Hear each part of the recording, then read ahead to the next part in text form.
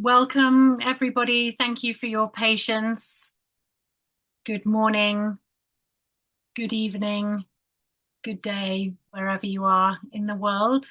We're very happy to have you here for this groundwork briefing, biodiversity governance and Indigenous rights, preparing for CBD COP17.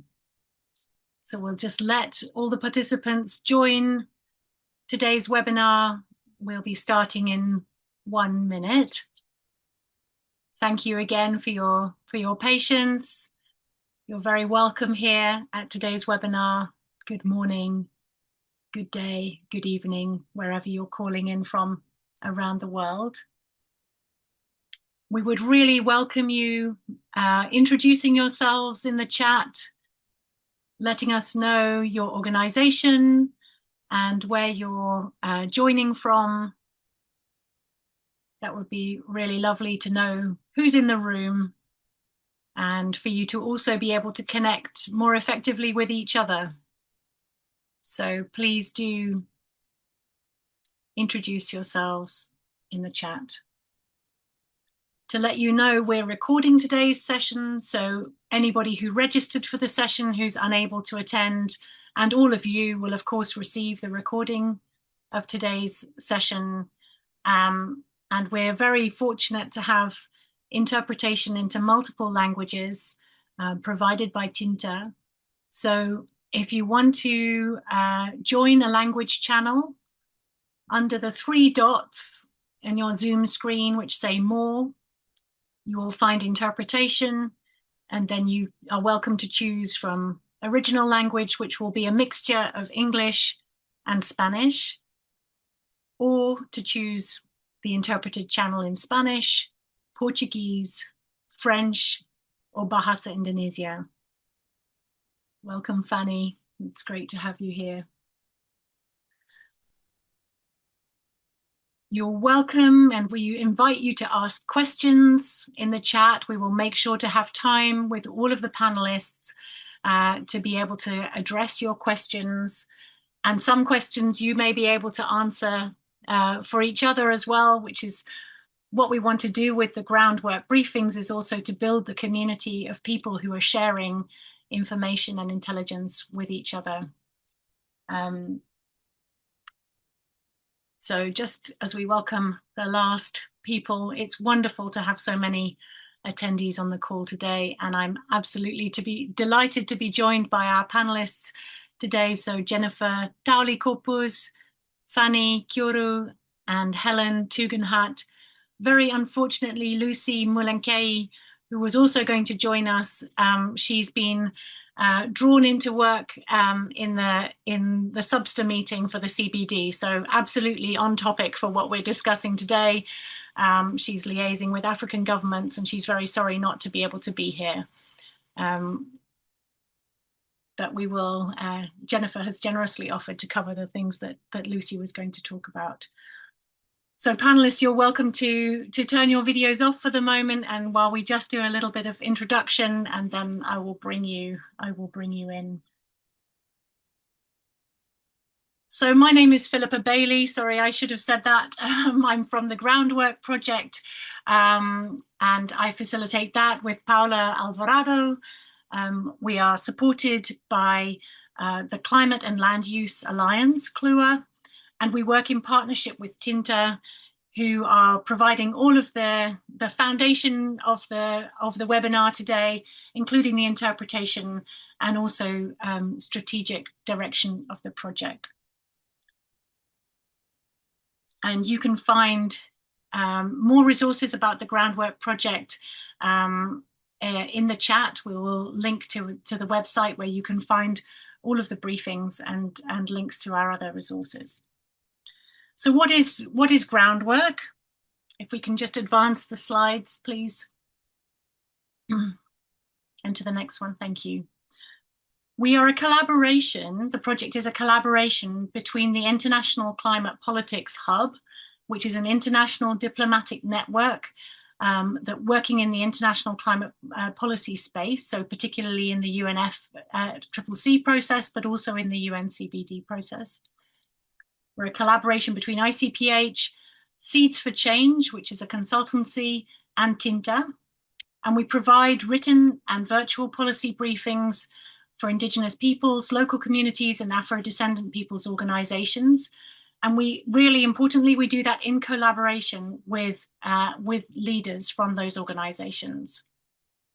We try to bring the policy intelligence from the International Climate Politics Hub together with the priorities from Indigenous peoples organizations, so that we're really speaking across what are sometimes difficult barriers, particularly in the UN processes. The way that they're set up makes it quite challenging for people to enter and to advocate for their priorities. So we try to be a bridge as much as we can. And we offer support at key climate moments. So right now we're in the run-up to the CBD COP. We also work in the UNFCCC process, and key moments, for example, earlier this year, the Santa Marta conference on transitioning away from fossil fuels. And you should see in the chat that we've got some links to all the material from our previous webinars. Everything is free for you to use and share, and also to re-watch on our YouTube channel. In terms of what we're going to cover today in the webinar outline, I'm going to spend a little bit of time setting the scene for the CBD process, of where it's come from. Then Jennifer is going to talk about the role that Indigenous peoples have played since the beginning of the CBD process, and how that is transforming right now with the global biodiversity framework, and particularly the subsidiary body on Article 8J, which she will delve into more deeply. As I mentioned, unfortunately, Lucy is not able to join us today, but Fanny, who is the executive director of COICA, will speak to us about the work in the Amazon and what the goal 30 by 30 means in the Amazonian context, and from her experience in Colombia. And then Helen, who works in the IUCN World Commission on Protected Areas, as well as at Synchronicity Earth, will talk more about conservation and area-based protection, and how that is evolving both within the CBD and more widely, and why this is an important time for nature. And then we'll bring everybody together to talk about routes for action. So that's where you're very welcome to ask your questions, and to find how you can most effectively participate in these processes and help to raise up the goals of biodiversity protection with Indigenous rights.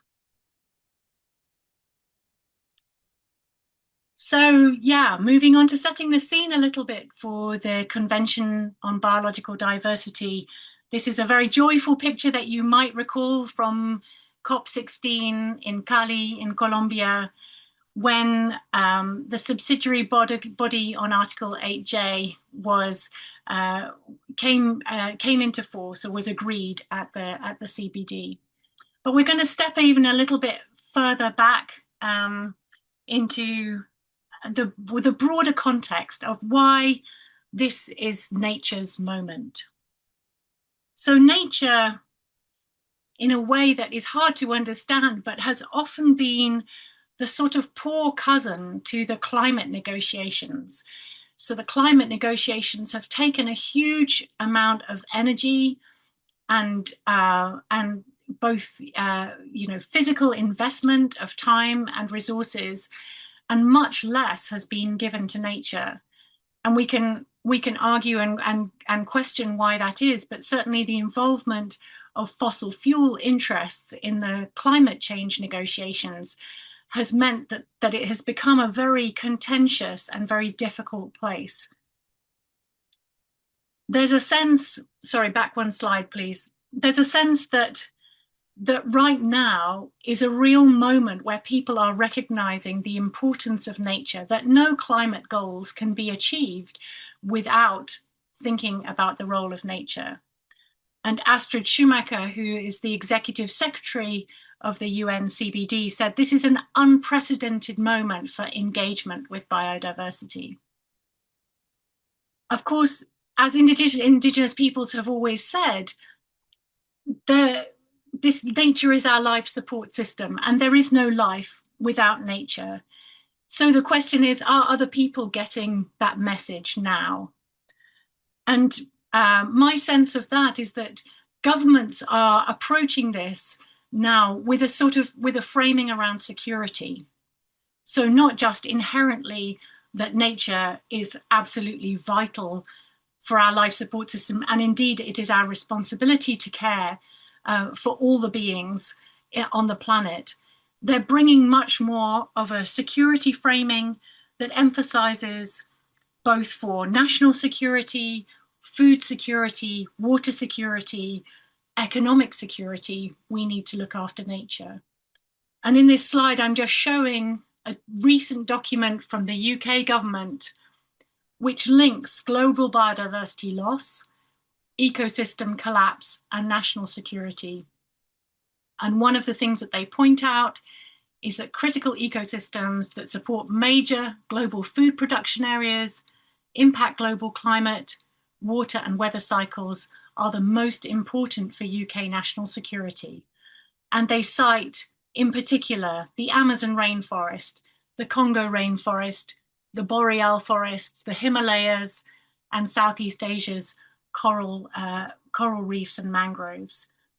And they give this a high significance. So that's just one perspective from the UK, but governments around the world are seeing we cannot be secure and safe without taking care of nature.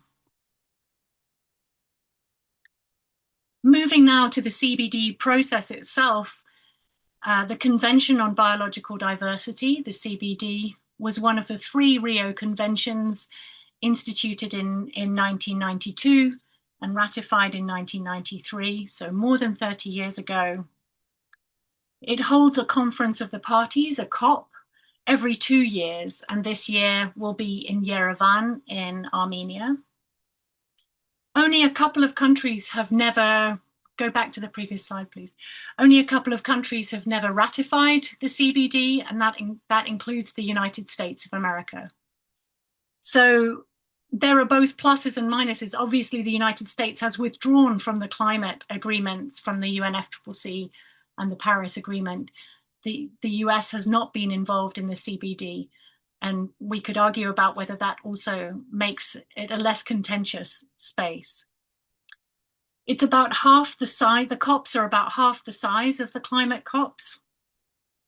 And there is an Indigenous caucus, just as there is in the UNFCCC, which is under the International Indigenous Forum on Biodiversity, which Jennifer knows extremely well and has been part of for many years, and she'll be able to speak to us about that. Back in 2022, in the CBD process, was the signing and the development of the Global Biodiversity Framework, called the Kunming-Montreal Global Biodiversity Framework, because it was a partnership between China and Canada. Kunming and Montreal were the hosts of the meetings that led to the Global Biodiversity Framework. And that was developed as a global framework to align parties and push for greater ambition following the previous set of targets, which were called the Aichi targets. And it's framed as an ambitious new roadmap to halt and reverse biodiversity loss by 2030. We're in the final window of time towards the GBF targets. There are 4 global goals under the GBF and 23 targets. Back to the previous slide, please. And here you can see on the slide the 23 targets.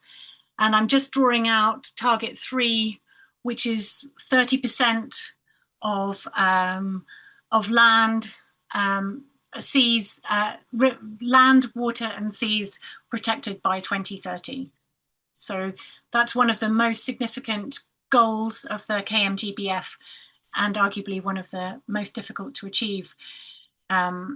We'll have a little sense of the progress on that later. well, I think we're likely to get to something like 23% by 2030. So as opposed to the 30%, and that is of the land targets, less for sea. I just wanted to draw your attention as we go through this webinar.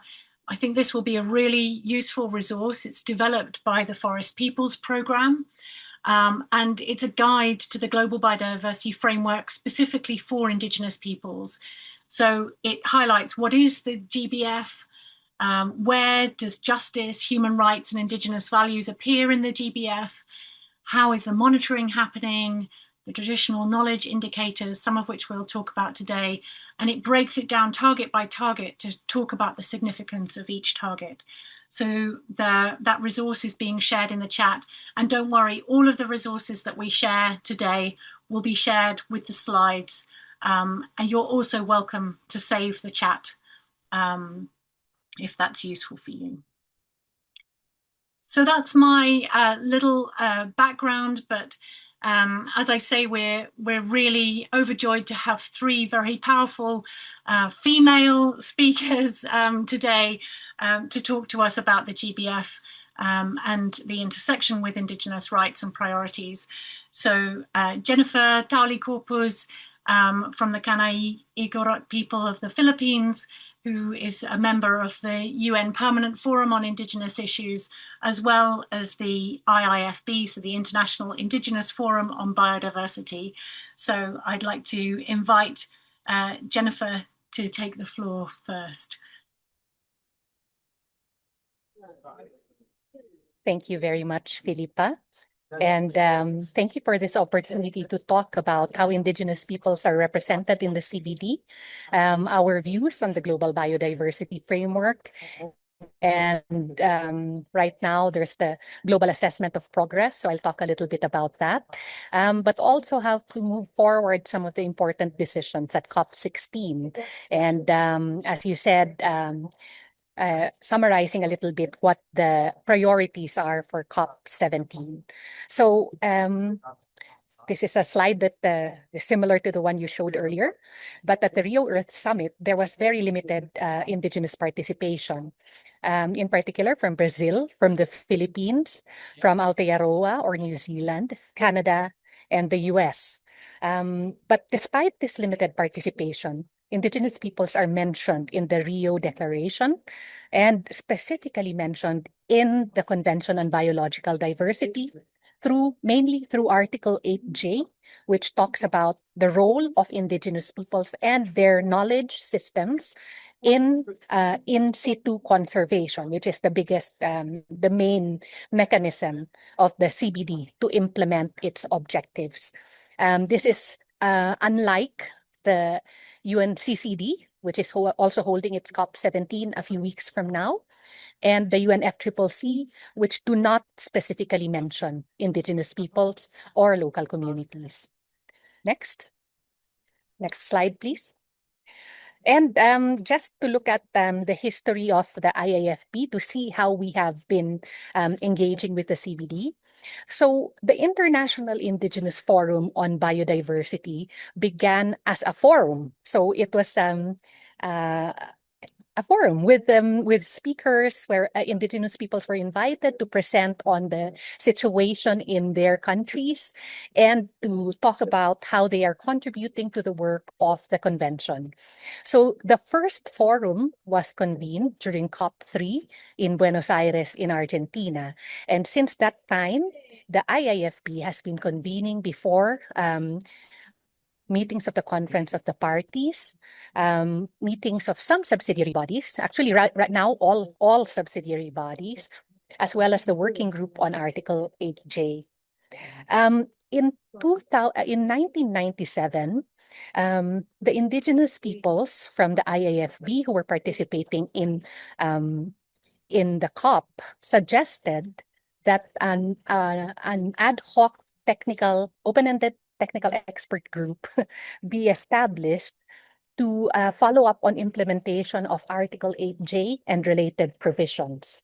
This was rejected at COP3. However, they did say that they'd like to explore the idea further. Therefore, a workshop on traditional knowledge was authorized, and this took place in Madrid, Spain in 1997. So the main mandate was to consider how to implement Article 8J and related provisions. And finally, as a result of the outcome of that workshop, COP4 officially decided to establish the working group on Article 8J and related provisions. So that was in 1998. In the year 2000 was when the first meeting of the working group took place, and the IIFB convened its fourth forum on Indigenous Peoples and Biodiversity. So this was in Sevilla, Spain, where the working group on 8J also took place. So the forum proposed many things, which formed the basis of the program of work, the first program of work of Article 8J. Among these things, they proposed an analysis of the status and trends of traditional knowledge in the different indigenous regions, the 7 sociocultural regions, as well as other actions that needed to be taken in order to implement Article 8J. And then from 2000 to 2007, from the first to the fifth working group meetings, there was no Indigenous co-chair of the working group as such, but the sub-working groups had Indigenous co-chairs. And the bureau of the working group, of the COP, basically, of the Conference of the Parties, had 6 friends of the bureau from the first to the fourth meetings. And in the fifth meeting, they decided to reflect all of the 7 sociocultural regions. So that was in 2007, or when the UN Declaration on the Rights of Indigenous Peoples was adopted. Okay. Then in COP5, in the year 2000, there was a decision that officially recognized the role that Indigenous peoples and the IIFB had been playing since COP3, and invited parties to turn to the IIFB for advice. So we were officially designated as an advisory body to the COP on implementation of Article 8J and related provisions. And then in 2009, at the 6th meeting of the working group, this is when we finally managed to have an Indigenous co-chair. So the co-chair was Lucy. Unfortunately, she's unable to join us, but she plays an important part in the history of the working group. The working group had its last meeting in 2023 in Geneva. And this is because the year after, in Cali, Colombia, the subsidiary body on Article 8J was established. So next. Next slide, please. Okay, maybe I'll just use my... Okay, so what has the working group on Article 8J achieved? We have had 2 work programs, and under the work programs, we have produced several different guidelines. They are voluntary guidelines, but they have been useful. In some cases, the Indigenous peoples have gotten their governments to adopt the guidelines formally as part of their legal and policy system. So the first one was the Agwegu guidelines on the far right of the screen. Yes, which is in addition to environmental impact and social impact assessments, it provided guidance on cultural and spiritual impact assessments, which were important elements when you talk about Indigenous peoples. We also noticed that a lot of research was taking place in Indigenous peoples' territories, and it was very extractive in nature. So there are also guidelines, the Kariwayeri Code of Ethical Conduct, which is the second picture in the lineup with the statue from the Easter Island. It's a code of ethical conduct for the cultural and intellectual heritage of Indigenous and local communities. So it's basically to guide those who are doing research on traditional knowledge. Then we also said that for traditional knowledge that has been taken without consent of Indigenous peoples and placed in books in other places, there is a need to think about how to restore Indigenous peoples the ownership of that knowledge. So there was this Rutsuli Saksik voluntary guidelines for the repatriation of traditional knowledge. And the last one that was developed by the working group before it got superseded by the subsidiary body is the Motskustal guidelines, which is on free prior informed consent in relation to genetic resources and associated traditional knowledge. So these are the kinds of things that the 8J working group produces. But in addition, there has been the promotion of designation by countries of Article 8J focal points. And these are important points of cooperation between Indigenous peoples and the government to move forward on Indigenous peoples issues at the national level. And this has resulted in things like recognition of the contribution of Indigenous lands and waters and territories to conservation outcomes. And it culminated in 2019 when the Intergovernmental Panel on Biodiversity and Ecosystem Services published its global assessment report on biodiversity and ecosystem services. And they found that most of the ecologically intact and biodiversity-rich areas are in Indigenous peoples and local communities, territories, and areas. Next slide. To say, Jennifer, sorry, could you slow down a little bit just to help the interpreters? Okay. Thank you. Okay, apologies. Thank you for the reminder. Okay. So, in Cali, as I said, one of the key outcomes, which is really a big feather in the cap of the Colombian presidency at the time, was the establishment of the subsidiary body on Article 8J. And the reason for this, the reason why we were able to win this argument that we need to have a permanent body that would address Indigenous people's issues is because 7 of the 23 targets of the global the GBF, specifically mention Indigenous peoples and our rights. And in addition, there are almost all of the targets are relevant for the rights of Indigenous peoples, such as Target 2, which is on ecological restoration.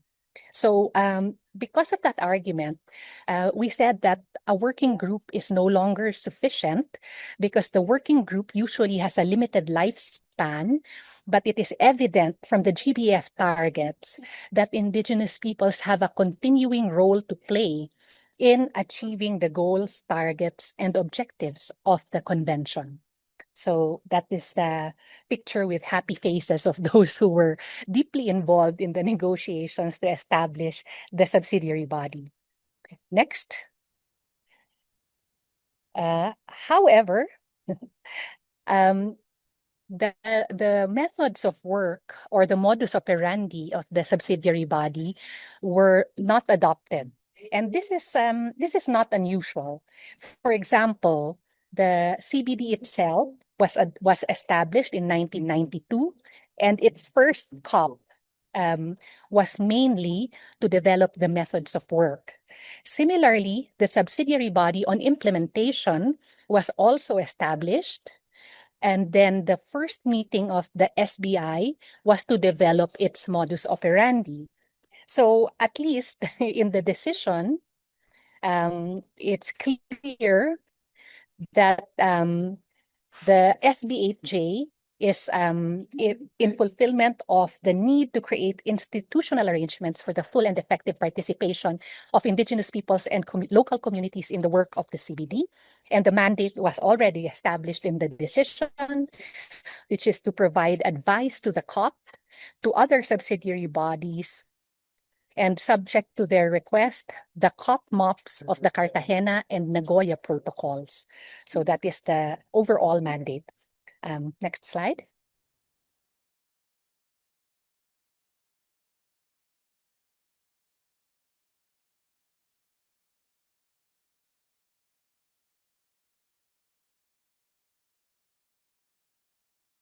Jennifer, have we lost your connection?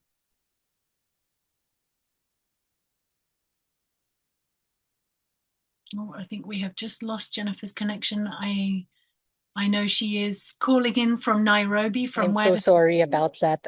Okay, no problem. Great. So sorry about that. I don't know what happened. Okay.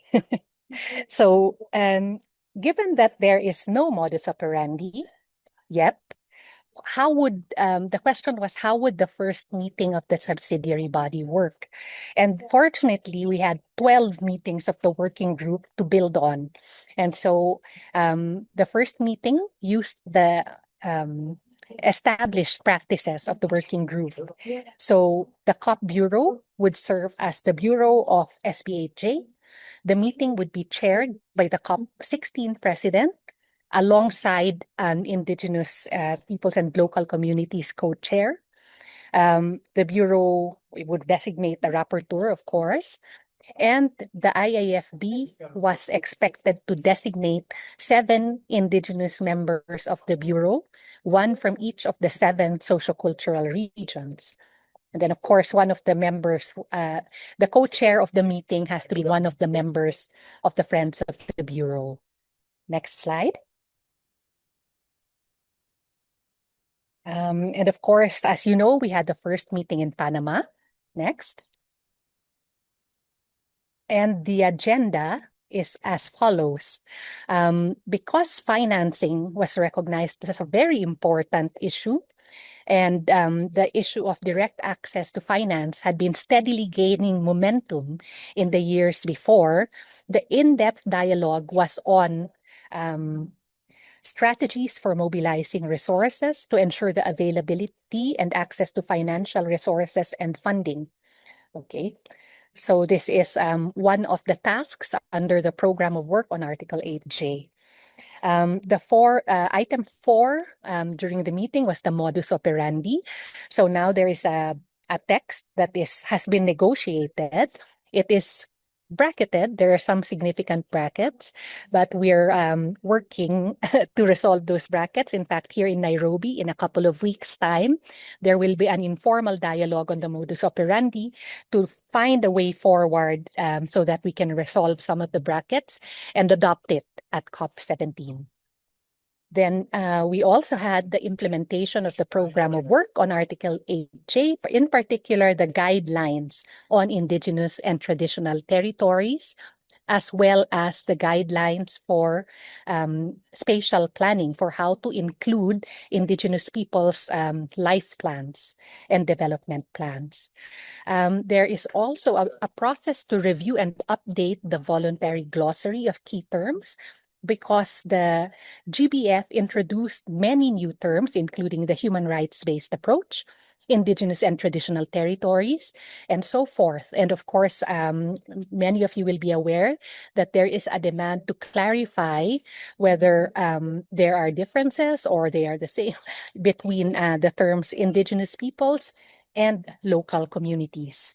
And then as a standing agenda, and this is something that is unique to the Convention on Biological Diversity, it's the only intergovernmental body that has a standing agenda to consider formally the recommendations of the Permanent Forum on Indigenous Issues. So the importance, maybe the last point on this slide, is that the importance of the in-depth dialogue on financing is that it lays the groundwork for in more formal consideration of financing at the next meeting of SB8J. So at SB8J2. So next slide. Now these are the last few concluding slides where I will look at the outstanding issues under each of the substantive agenda items so that we can frame these slides are to frame the listing of priorities for COP17. So in terms of the guidelines on indigenous and traditional territories, the title of the guidelines remains unresolved. So there are some who want to keep the title focused on just protected areas and other effective conservation measures. And one thing that I am realizing here in the negotiations in Nairobi is that this is not an issue specific to the SBHJ, because right now, there is a proposal to update the program of work on protected areas to say it's now a program of work on protected and conserved areas. So, and conserved areas would be understood to mean OECMs as well as indigenous and traditional territories. But that is controversial at the moment. So there are also brackets in that draft decision. Then there's the issue of whether the guiding principles should be there or not. And more importantly, the notion in paragraph 28 that indigenous and traditional territories should be considered a distinct system from protected areas and OECMs that contribute to the conservation and sustainable use of biodiversity. And maybe the last outstanding item there is the notion of a global registry of IPTs. Of course, indigenous peoples want our contributions to area-based conservation to be visible, and the best way would be to have a global registry. Okay. And then the next slide. Okay. Apparently, the recording has not been started. I'm looking at the comments in the chat. It seems we were not able to record the first part of the webinar. Anyway, okay. So the modus operandi is mostly clean, though many brackets remain in section 4 on how the Bureau and the co-chairs will be selected and how to ensure the full and effective participation of indigenous peoples and local communities, as well as the basis of selection.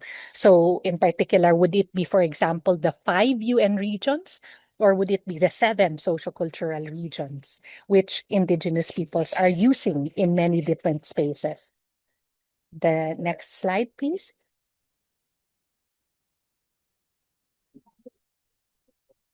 And then on the voluntary glossary, the draft recommendation is that there would be a process established to review and update the glossary.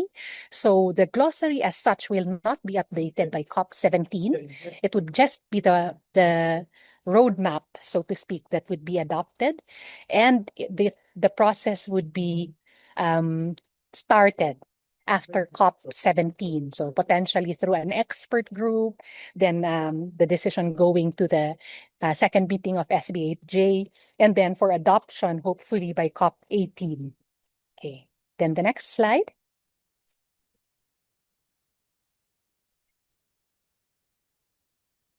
And then, of course, we have the decision on the permanent forum recommendations. They are entirely bracketed, and in a way, it is related to the issue of terminology. However, we are hoping that it can be unbracketed at the next COP. Okay, so with that background, I now go to my last slide, which is the priorities for IIFB at COP17. So, of course, one of the top priorities is the full operationalization of the subsidiary body, and that can be achieved by adopting the modus operandi. Then, of course, we would be aiming for the adoption of the guidelines on indigenous and traditional territories. And the reason is that we want our territories to be recognized as such, and not so that we don't have to be incorporated into protected areas or have to declare our territories as OECMs in order to get support and recognition. So that is the purpose, and so that our efforts to preserve biodiversity would be supported through different financial mechanisms. Then, as I said earlier, the roadmap for updating the glossary of terms, and then a decision that direct access to finance would be one of the main substantive agenda items at the second meeting of SB8J. The direct access to finance is also contained in different decisions that are being negotiated here in Nairobi. One is going to be taken up next week at SBI 7 on resource mobilization. And in that decision is the notion of direct and accessible finance for actions by Indigenous peoples and local communities. In the program of work on protected areas, which is being updated now, there is also guarantee there to establish direct access finance modalities for Indigenous people. So we are hoping that all of those, we're going to work hard to make sure that all of those are going to remain in the decisions. Then, of course, one of the main topics for COP17 is the Global Report on Progress of Implementation. And what we have been struggling for is for the local perspective, the perspective of Indigenous peoples and local communities to be taken into account. So there is the Local Biodiversity Outlook's third edition, which is meant to be published as a companion publication to the Global Biodiversity Outlook. And I think that that second item there is not complete, but is the online reporting tool for actors other than national governments. At the moment, it's so difficult to access, so it's not easy to report the efforts by Indigenous peoples and local communities in implementing the KMGBF. And then we also have the update of the program of work on protected areas. This program of work is 22 years old, and there have been so many changes since then. And right now, that program of work only regards protected areas as the only mode of conservation, basically, of protecting biological diversity. It also treats Indigenous peoples as mere beneficiaries, although, of course, it still has some good provisions, including involving Indigenous peoples in the management of protected areas and the need to obtain free, prior, and informed consent before before protected areas can be established over Indigenous peoples' lands and waters. But but right now I can tell you, since I am leading the team of the IIFB on the updating of the program of work on protected areas, we have quite good language in there, including the need to have a differentiated approach for Indigenous peoples in voluntary isolation and initial contact, in line with the principles of no contact, intangibility, and precaution. There, as I said earlier, there is also something on direct access to finance. And then finally, in relation also to finance, we are hoping that the Kali Fund would be completely operationalized by COP17. So I will end there. I hope I didn't exceed my time too much. And apologies for the instability of my internet. But thank you again, Philippa, for this opportunity to share the priorities and the perspectives of Indigenous peoples and local communities at the city. Well, the thanks are to you, Jennifer. Thank you for such a thorough and rich presentation of the many issues that IIFB is working across.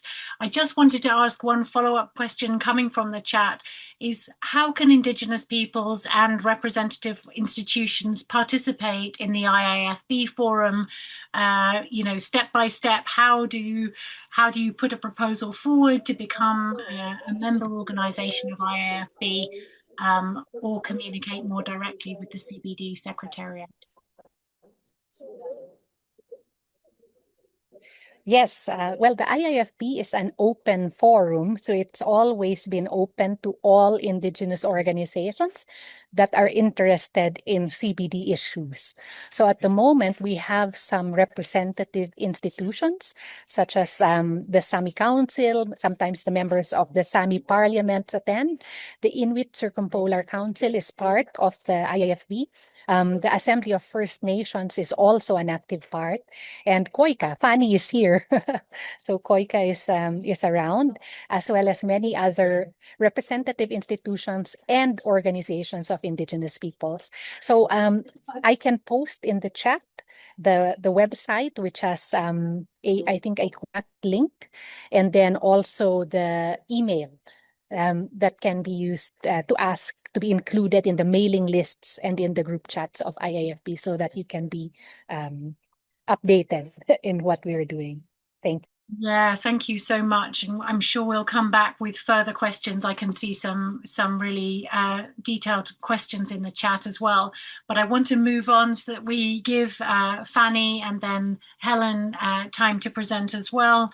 So I'm delighted to welcome Fanny Kiuru Castro from COICA. That's the Coordination of Indigenous Organizations of the Amazon River Basin.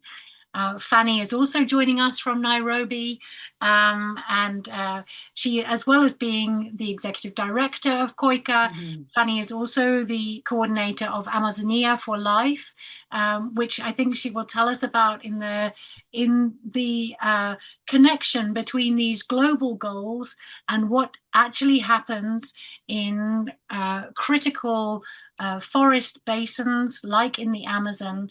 How do these conservation goals actually play out with Indigenous peoples in these vital territories?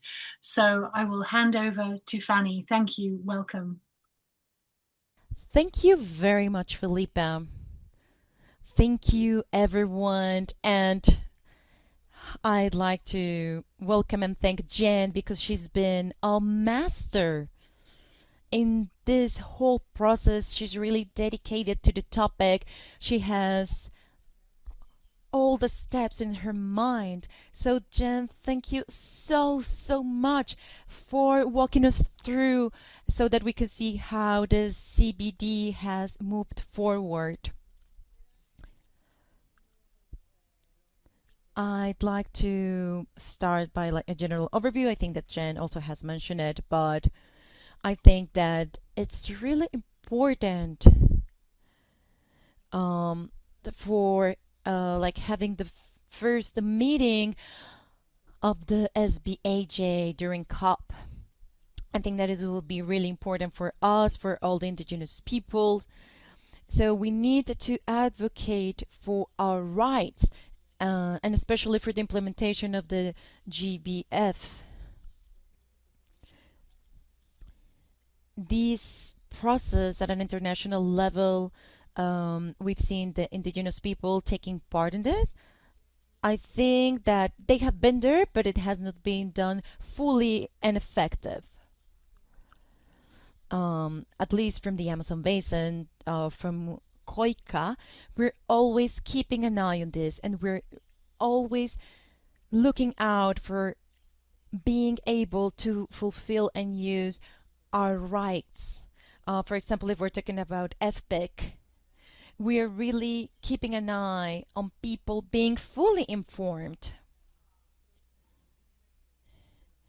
And, and for us as indigenous coming from the Amazon, from remote places, you know, it's really hard to navigate these scenarios, um, because everything it's in English. Everything is in English, and us, the indigenous peoples coming from the Amazon basin, we don't speak English. So that's the first barrier. So there's no FPIC because if we're not understanding what's going on, our participation, our engagement is going to be limited. But the struggle and our fight is to give, for us, our priorities is legal safety in the territories. That's something that has been our proposal for a while now.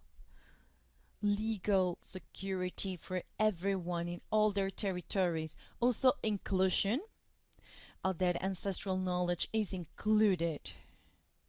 It's just now that they call it, oh yeah, indigenous knowledge, but that is seen as science, and that this is taken into account in all the planning and in all the reporting, especially when we're talking about environmental impact.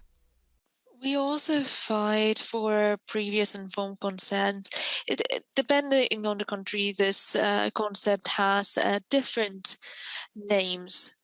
But this is not just a name, it's about effective participation with the right to also cast a vote and raise some voices when it comes to decision making. And so that's how we have been working within COICA as well as COICA with different important topics for us. One of them is to define our territory. How do we define it?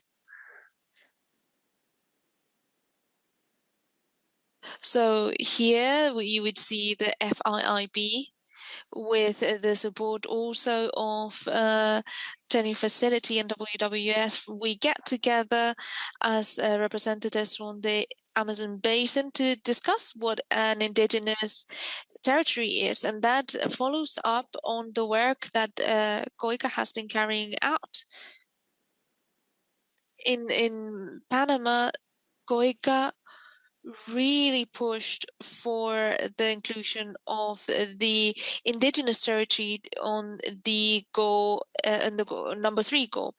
And that's thanks to the COICA together with the political delegates that had the support of the delegate from Ecuador, who worked really hard to add the inclusion of this little word, right, indigenous territories in goal number 3.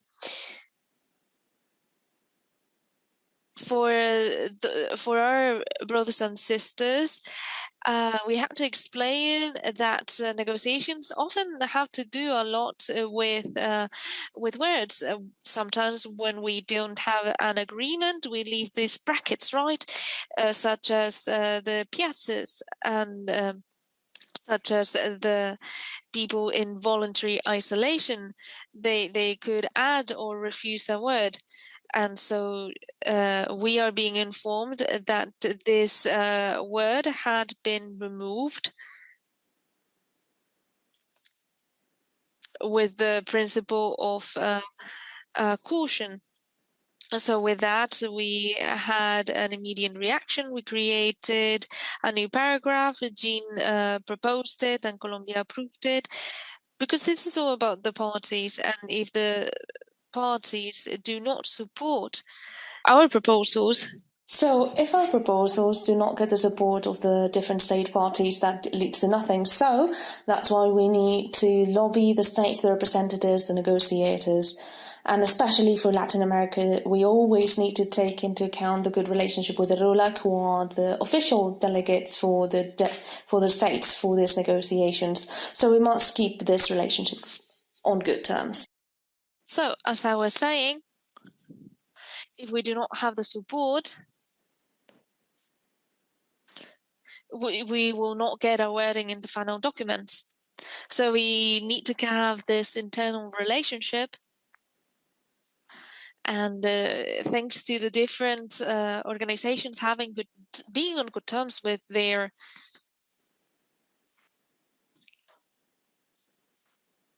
we're able to get their support for the different proposals. The BRULAD also helps because they have representatives from Latin America and the Caribbean. So in that sense, we also have to work with them in order to acknowledge and to have them acknowledge and support our proposals. And then within COICA itself, other than this incident, we go from this indigenous philosophy. When we talk about biodiversity, we cannot just think about the biodiversity within the seas, the oceans, and in the coast. We also have to think that indigenous peoples are part of biodiversity. We have diverse cultures. And so we need to listen to and take heed on what indigenous peoples are proposing. And this is just of an indigenous perspective, as indigenous that is participating on this, how we understand the reality of territories, how do we bring it here? It's often it's often the case that the delegates in their nations do not have a great relationship with indigenous peoples, or they're not very aware, and that's more of a personal experience. Well, sometimes we see, my personal perception is that they are against indigenous people perspectives. And I see some of the representatives being almost constantly against our proposals. And perhaps the representatives in COICA have a bad relationship with the government, and that's the reality. But we ourselves, as COICA, we keep insisting, together with other groups, that our perspective, our culture, our cosmovision and philosophy must be a part of this, because otherwise we are just re-implemented colonialist thoughts if we are including words that are not part of indigenous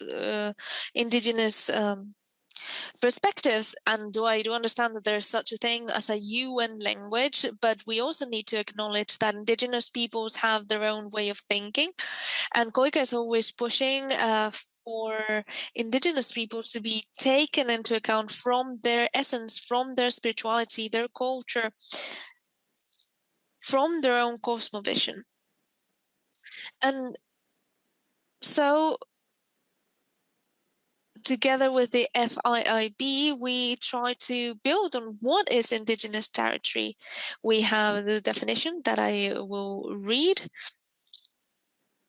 because after this happens after, this is a text that is crafted after several days of meetings and dialogues.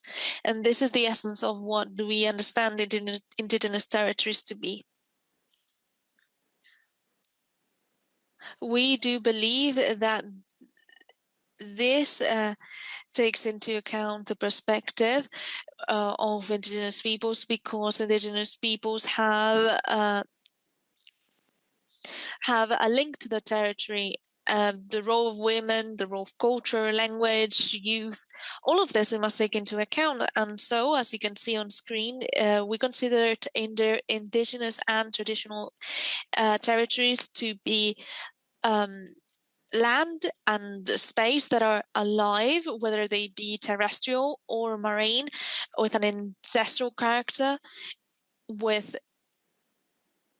ancestral, integral, spiritual, cultural, biophysical character, acknowledged and lived as part of a place where collective rights exist. Within them, we start the law of origin, because this law of origin gives us the right to the territory, not the states. The fact that right now we are hoping for legal safety and the acknowledgement of the state, yes, but it is due to our own rights that our territories are already ours due to our cosmovision and the original law and the indigenous knowledge system. Also, where we exercise governments which are not the same as state governments, indigenous governments have been governing over the indigenous territories for a long time, and with self-determination, which is acknowledged in different mechanisms that as well. This makes us have a full life. So we also have some criteria for the indigenous territories. You can read on your own time, but I also wanted to say that within COICA,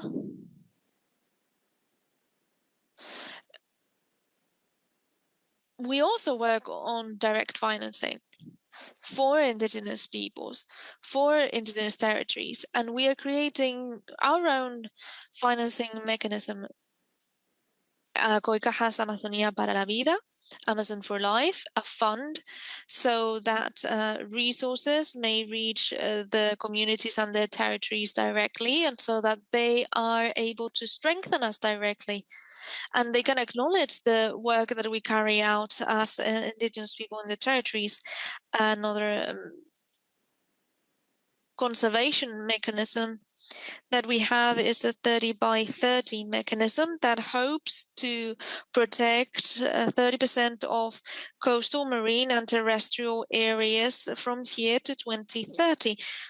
COICA has its very own proposal, a resolution by IUCN regarding emergency actions to recover 80% of the Amazon in an integral fashion for 2030. To avoid the butterfly effect. So this is something that we have been proposing even before the 30 by 30, and we have an objective of 80% of recovering the territories in an integral fashion, and this is all according to the reports of the states, and this is not being carried out. And so as organization, we have been working in the practice so that everything can be implemented within the territories. And with that, I give back the floor. Thank you very much. Thank you so much, Fanny, for really bringing this into the context of Amazonia and the issues and the approaches that you are using and what you need from the IIFB in terms of how they advocate for Indigenous peoples' rights within the convention. There are some really important questions again in the chat, and I think people noting very much the hostility of governments towards the Indigenous peoples living in their national territories and the challenges that brings sometimes to how they advocate then within the international process. I wonder, in just 2 minutes, could you comment a little bit on how the situation in Colombia has changed recently and how that affects the work that COICA can do in the Colombian territory, and also the advocacy, the international advocacy of Colombia in these processes? In just 2 minutes.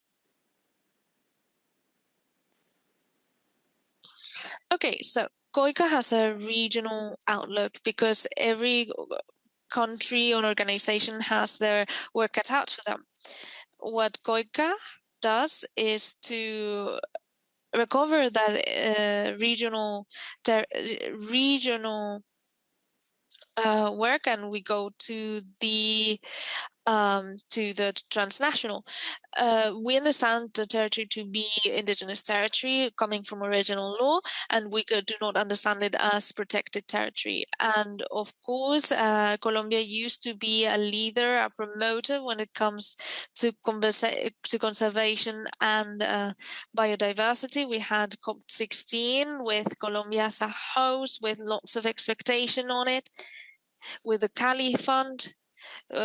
Lots of successes and great expectations towards the future, but we do hope that the situation will not deteriorate in Colombia.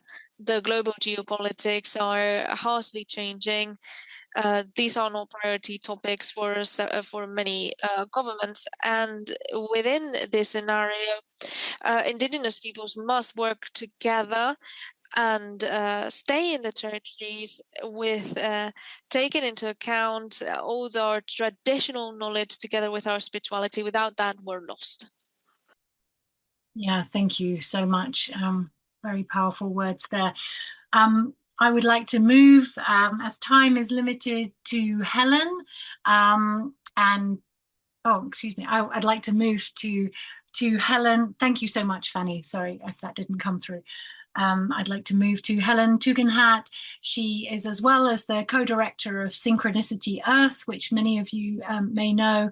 She's also one of the chairs of the IUCN World Commission on Protected Areas in the governance rights, and I'm missing one part of that, an equity theme. So yeah, welcome to Helen, who's going to offer us a little bit of a contextualization of where the CBD sits more broadly in thinking about protected areas and why we need to claim this moment as a time for nature. Thank you, Helen. Thank you very much, Philippa. And I also wanted to start by saying thank you to the two speakers who came before me. I wanted to note in particular, Jing presented a really masterful review of the emergence of Indigenous peoples' participation in the CBD, and also the impact that Indigenous peoples have had directly on the structures and the work of the convention. And that set us up really, really well for a discussion about what's happening in COP17 this year. I also wanted to thank Fanny for her explanation of where the discussions around the term Indigenous and traditional territories are standing at the moment. What she spoke to reflects a lot of the sometimes difficult conversations that can happen around that term. So I wanted to say thank you for sharing that here, and particularly for sharing the historic and ancient nature of the concepts that underlie the term Indigenous and traditional territories. It's often very easy to think it's just a recent term in an intergovernmental agreement, and what it reflects is so much more than that, as Fanny has mentioned. So the comments that I wanted to share today, we are at a midpoint now towards the 2030 deadline for achieving the targets that were laid out in the 2022 GBF, as a number of people have mentioned. I am aware that there are many people participating in this webinar who are bringing a lot of expertise around the CBD. And so I just wanted to invite people to add observations and analysis and thoughts about COP17 during the Q&A after I finish speaking. So this year in Yerevan, we're going to see that the parties are reviewing the draft global report to check in on progress. We will also see the IIFB and others, including the Secretariat of the Convention and Forest Peoples Programme, launching a publication that Jing referred to, Local Biodiversity Outlooks 3. This is a really important publication. It's an independent assessment of the contributions that Indigenous peoples and local communities are making to the achievement of the GBF. And it contains information which is simply missing from many of the national reports that come in from governments. So taking a quick step backwards, in 2019, the first Intergovernmental Panel on Biodiversity and Ecosystem Services, an outfit called IPBES, did a global assessment on biodiversity and found that biodiversity is declining globally. Pressures on biodiversity are increasing. Direct and indirect drivers were growing. That global assessment also found that the lands of Indigenous peoples and of local communities are similarly under threat, and biodiversity is, in general, also declining in traditionally managed areas and in Indigenous territories, but it is declining at rates much more slowly than in other areas. That review also found that community-based conservation institutions and local governance regimes have often been really effective, and at times more effective, than formally established protected areas in preventing habitat loss. In 2020, just to put this year's review in context, in 2020, there was a Global Biodiversity Outlook published, the 5th volume, and its purpose was to present progress against the previous strategic plan for biodiversity. So the GBF is the current one. There was a previous one called the Strategic Plan for Biodiversity, which spanned 10 years. In 2020, the review of progress in the Global Biodiversity Framework found that not a single one of the 20 targets was fully achieved in the decade of implementation. 6 had some partial achievement and some progress, but overwhelmingly, we did not. Overwhelmingly, the targets were simply not met. Biodiversity continued to decline, and the pressures on biodiversity continued to increase. All 6 of the additional thematic and methodological assessments that have been adopted by IPBES since that first global assessment report in 2019 include significant evidence that biodiversity is continuing to decline. Many of them also include increasing evidence of the contributions and work that Indigenous peoples and local communities are doing to stem the loss of biodiversity. So with that context in place, we are now looking at the draft global report for this global biodiversity framework. The draft report's available. If people want to see it, we can put a link in it. You can go in and start to have a look. It will be discussed and reviewed by the parties in Yerevan. The overarching message of this report now is that although the framework has generated global engagement and it has generated innovation and collaboration, implementation is not going to meet the 23 targets. Unless collective implementation accelerates rapidly, the targets are going to be missed. The collective scope and the planned actions of the national targets set by parties also do not yet reflect the scope and the level of ambition of the global targets within the framework. The report also shows that progress is really uneven between the targets. Targets that address indirect drivers of biodiversity loss are in particular really lagging behind. So targets related to business activity, targets related to harmful subsidies that impact on biodiversity are lagging in their implementation when compared to the other targets. The global report also finds that the national reports submitted by government are really weak in some of the cross-cutting issues and considerations for implementation that form such an important part of the global biodiversity framework. With these, I'm referring to the elements of the framework that are called Section C. These are considerations for implementation in Section C. They include the application of a human rights-based approach. It includes the application of intergenerational thinking and the rights of children.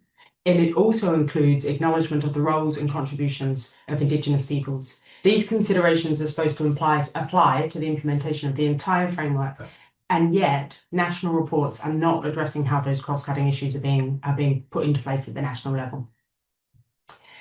There are some reporting challenges that I wanted to note. The monitoring framework that was adopted in Cali that applies to the Global Biodiversity Framework does not have fully developed indicators on all elements of the Global Biodiversity Framework. Indicators are badly developed or shallowly developed for Section C, and also for Target 22, which is a really critical target in the framework because it contains commitments on land and tenure rights. It also contains commitments on rights of women and girls and protection for human rights defenders. And yet the indicators that we're reporting against in the global report don't address all the elements of that target.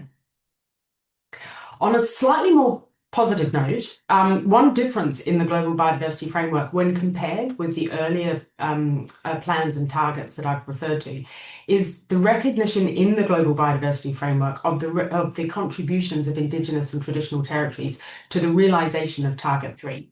And also the recognition in the GBF of the importance of rights to lands, territories and resources in Target 22. These are really important innovations and really important progressions in this framework.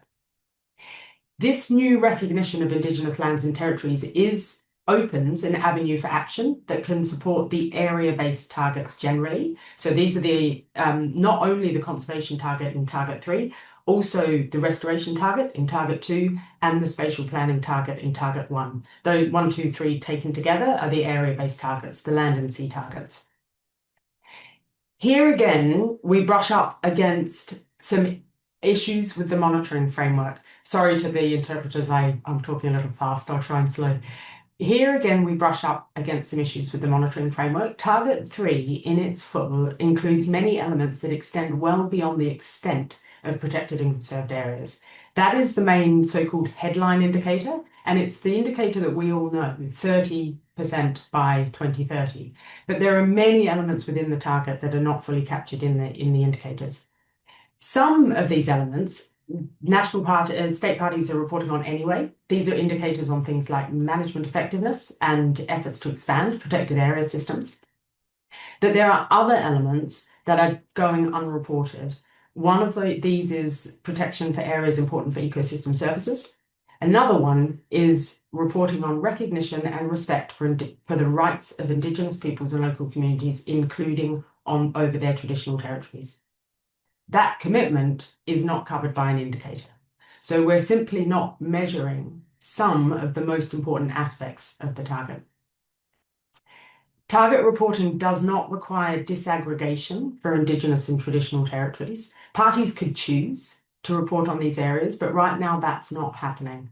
So just to make the point again, one of the biggest innovations of the GBF, including Indigenous and traditional territories contributing to Target 3, is not visible in the reporting that we're seeing.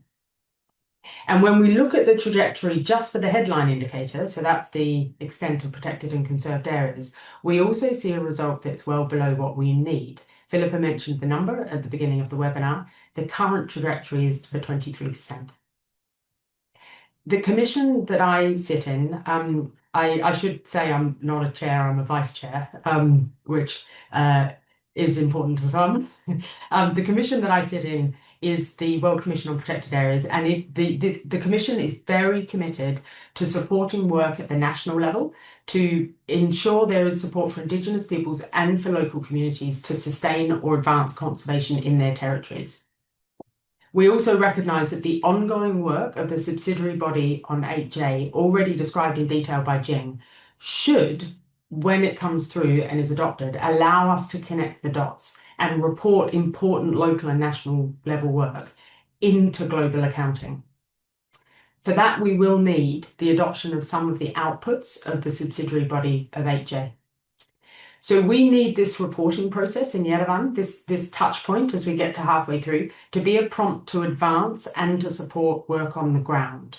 We know that peoples and communities are already doing and have been doing for generations really important work to advance and sustain conservation. And under the guidance of the subsidiary body on 8J, we're looking forward to that being able to be reported on in an appropriate way in due course. But the key message that I wanted to put forward is that not all the action that we need to see to achieve what the GBF wants to achieve is currently visible in the reporting that we can see. And that is something that we should try to change. But it's the action that matters the most. And so real focus and attention needs to be paid to advancing action on the ground, action at local levels and action at national levels, while waiting to see how the reporting and disaggregation of data will catch up. I'll leave my comments there for now and see if there's any questions or additions from the participants. Thanks, Philippa. Yeah, thank you so much, Helen. And, you know, with all of these processes, what we choose to focus on, what we choose to measure has a huge effect on both how effective we think the process is, but it also feeds back to people, doesn't it? If you don't see your work reflected, if you're doing extraordinary work in your territory and that is not reflected in the global reporting, then that is a huge discouragement and feels like a dishonoring of those efforts, as well as having practical implications about how funding then might flow to support the work that you're doing. So thank you. I think you're raising some really important issues there. I would love to now invite all of the speakers back and thank you again for your contributions and to talk a little bit more about routes into action for people on the in the webinar audience. We know that we have a very diverse audience here. Some of you are already deeply involved in international processes. Some of you will not yet be involved and may be wondering, how would I get involved? How would my organization be represented? I think Jing has already answered some key questions about the openness of the IIFB to organizations that want to become involved. There is no barrier in that way to finding out about what the IIFB is doing, and over time making your voices also heard within that forum through the regional representation. Almost everything within the UN processes is based around the 7 socio-cultural regions. So there are often representatives from those 7 socio-cultural regions as a way to try and express the overall feeling or the overall position of a group of people. So that is just something to know about how the UN processes are organized. So please do put your questions in the chat. You know, we've tried to share links, and again, they will be part of the slides and the resources that we share afterwards. How to learn more about the CBD and the targets within it. how to look at the draft reports, how to look at some of the positions of Indigenous peoples organizations and the efforts that they are making, not as Jing said, not just as recipients or those affected by policies, but those who are enacting and making biodiversity conservation happen. How that is reflected. So yeah, we invite your questions, if you can, to keep them short, just so that we can read them easily. But maybe each of you, if you would take a couple of minutes just to let people know how might they, from their organizational perspectives, make contributions to ensuring the success of this agenda. And maybe, Jing, I can start with you.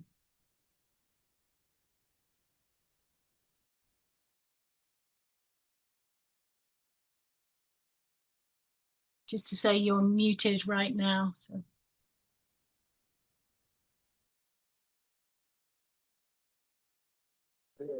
Yes, indeed. I don't know. I recounted the history of the CBD and of the IIFB in the presentation, and it's clear that it's a caucus, it's a forum, right? And the meetings of the caucus are happening right before CBD meetings.